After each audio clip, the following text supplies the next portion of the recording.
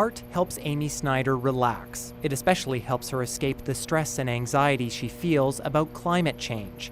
That anxiety reached a high point in the summer of 2021 while on a trip to BC with her family. There was intense heat and raging forest fires. Being outdoors often replenished Snyder's energy level, but that summer was different. I was constantly reminded of the damage that we are doing to the planet, and so I fell into a very severe depression in the following fall. Her depression became incapacitating.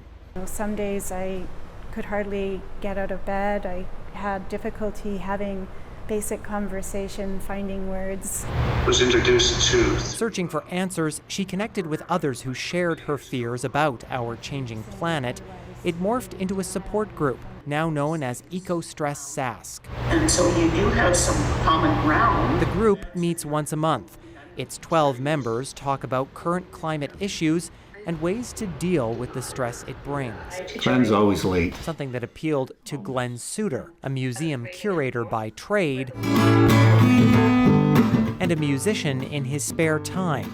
He writes songs that touch on themes of nature and the environment, helping him manage 30 years' worth of underlying worry about climate change. It's got its fingers on everything that we do. I think better to equip yourself with the tools and experiences and the support that's required to sort of open yourself up to it. This Saskatoon therapist says almost all of his patients deal with what is commonly called eco-anxiety, feelings of worry, even mourning or grief for the environment.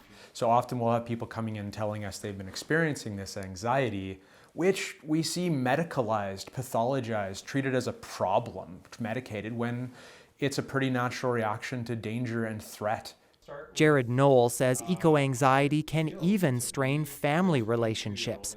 For example, some kids are upset with their parents' inaction toward climate change. Catherine Arbeth thinks a solution to that tension is being outside. A retired professor of psychology, she's also a founding member of Ecostress Sask, and she's explored with her classes how nature can help with eco-anxiety. So we found that even very tiny times in nature greatly improved people's positive emotions and decreased their negative emotions.